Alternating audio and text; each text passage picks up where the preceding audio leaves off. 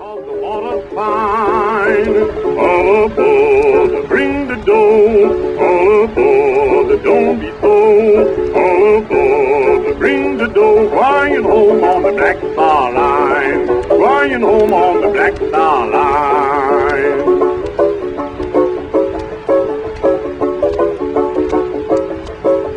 Take my bowie knife in hand and lay around the dock. Jump right in the deep blue sea and take a fight with the shark.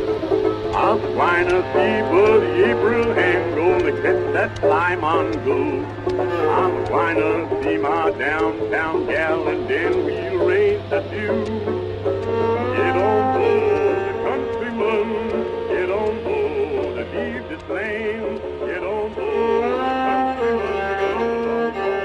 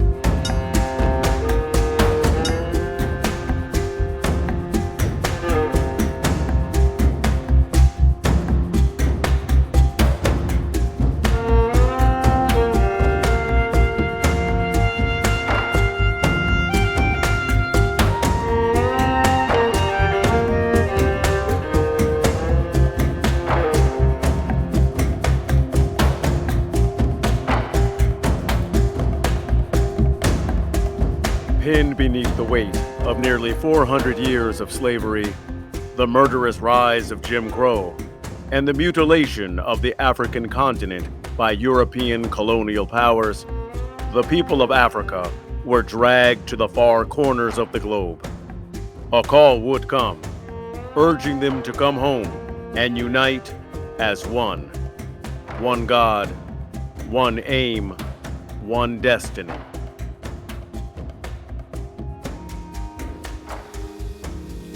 Marcus Mosiah Garvey was born on August 17, 1887, in St. Ann's Bay, Jamaica.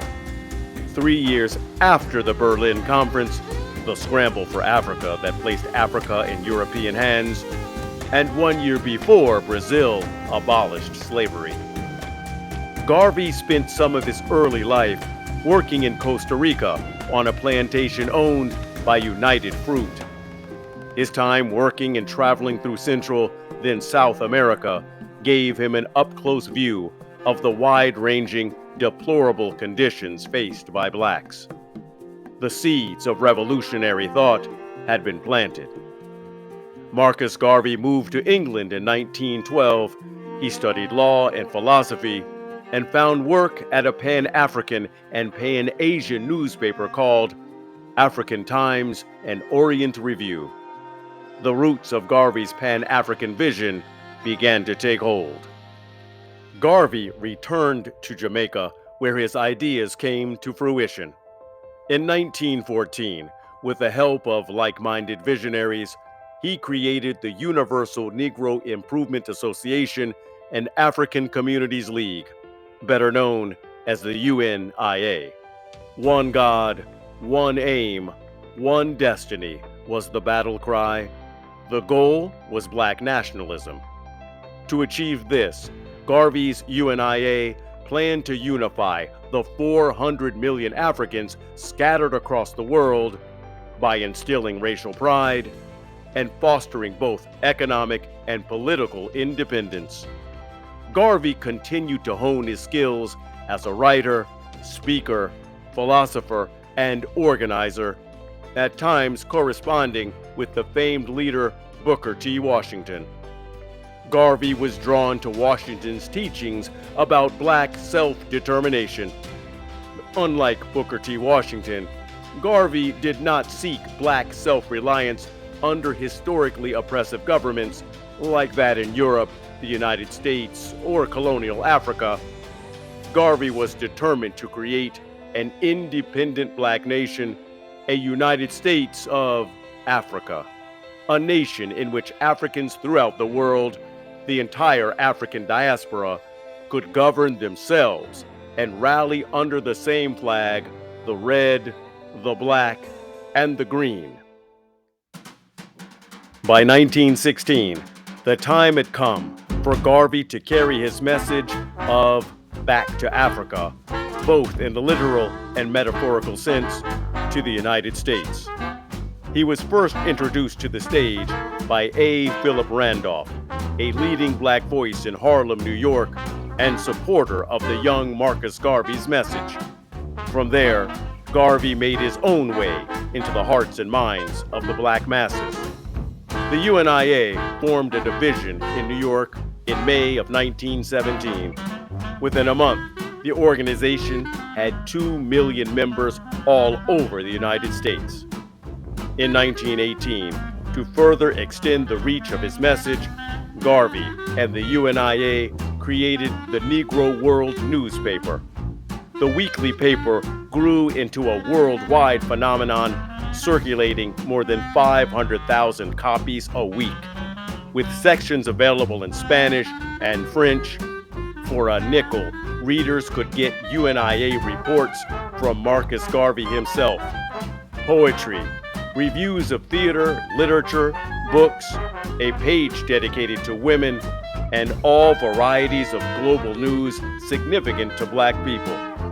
Garvey's message of black self-determination reached every corner of the earth. People were hearing and absorbing Garvey's words, but Garvey's words did not always land on friendly ears.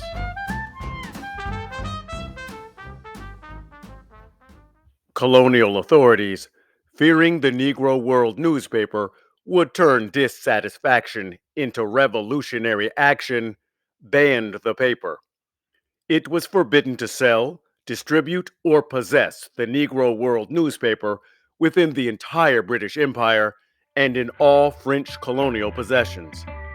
Determined black sailors, however, continued to smuggle Marcus Garvey's newspaper into ports in Belize, Jamaica, Guyana, Trinidad, and several places throughout colonial Africa.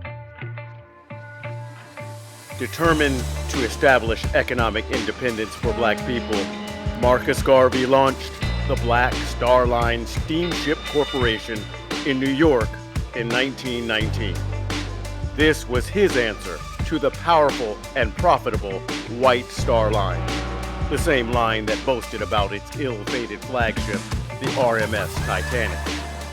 Garvey steamships would set sail with the goal of establishing an efficient mode of transportation, communication, and trade among black people worldwide. Such a success would bring respect and pride to an oppressed people. Stock in the Black Star Line could be purchased for $5. Garvey purchased 3 ships and worked to close the deal on a 4th. In 1920, Garvey established the Negro Factories Corporation, another opportunity for black people to invest in themselves. He promptly raised $1 million for the project. In New York City alone, Garvey owned and operated several buildings, a fleet of trucks, and the Phyllis Wheatley Hotel. Marcus Garvey's enterprises brought respect, pride, and employment to over 1,000 people. The UNIA had over 1,000 chapters in 40 countries around the world by 1920. And by 1926, the membership of UNIA had grown to over 11 million. Marcus Garvey had assembled the largest black organization in history. Over 25,000 supporters packed Madison Square Garden to see and hear Marcus Garvey proclaim himself the provisional president of Africa. Elaborate parades showcased the growing power and momentum of UNIA. Garvey had the eye of millions. He also caught the eye of the United States government. flying home on the Black Star Line. Yet despite all of Marcus Garvey's faithful followers, he had his critics. And some well-known leaders in the U.S. black community voiced criticism and questioned Garvey's sanity. In 1924, W.E.B. Du Bois claimed that Marcus Garvey is the most dangerous enemy of the Negro race in America and in the world. And one-time supporter A. Philip Randolph described Garvey as a half-wit, low-grade moron. These criticisms opened the door for the United States government to take a more aggressive approach. A 24-year-old attorney, J. Edgar Hoover, of the U.S. Bureau of Investigation, had been on the case.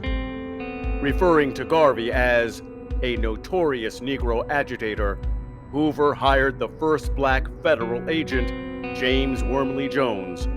His mission was to infiltrate UNIA, spy on Garvey, and find any reason to deport Marcus Garvey from the United States of America, thus cutting the head off of the global movement. The investigation of Marcus Garvey ranged from allegations that Garvey was a communist threat to acts of sabotage against Garvey's steamships. Foreign matter had been mysteriously thrown into the ship's fuel. Finally, after years of hounding, the Hoover-led investigation found its silver bullet. Marcus Mosiah Garvey would be indicted and charged not with sedition, treason, or plotting violent revolution against the United States, but with mail fraud. While attempting to close the deal on that fourth steamship, Garvey began to advertise the sale of bonds using the U.S. postal system. Because the ship had yet to be purchased, a jury found Marcus Garvey guilty. He received the maximum sentence of 5 years in prison. He had sold $25 worth of bonds. After serving 33 months in an Atlanta penitentiary, U.S. President Calvin Coolidge commuted Garvey's sentence, allowing Garvey to walk out of prison. Coolidge then promptly deported him. A steamship owned by the United Fruit Company, the same company Garvey had labored for on a Costa Rican plantation early in his life, carried Garvey away from U.S. shores, never to return. Garvey arrived in Kingston, Jamaica, a disgraced former champion of millions. Having relocated again to London, England, Garvey fell victim to stroke in January 1940. He was left partially paralyzed. A year later, Garvey sat in a chair reading a newspaper, and after coming across an article that mistakenly reported that Garvey had died broke, alone, and deserted by his followers, Marcus Garvey collapsed. He died a short time after. He was 53 years old. Marcus Mosiah Garvey never set foot in Africa. We hear the cry of England for the Englishman, of France for the Frenchman, of Germany for the German, of Ireland for the Irish, of Palestine for the Jew, of Japan for the Japanese, of China for the Chinese. We of the Universal Negro Movement Association are raising the cry of Africa for the Africans, those at home and those abroad.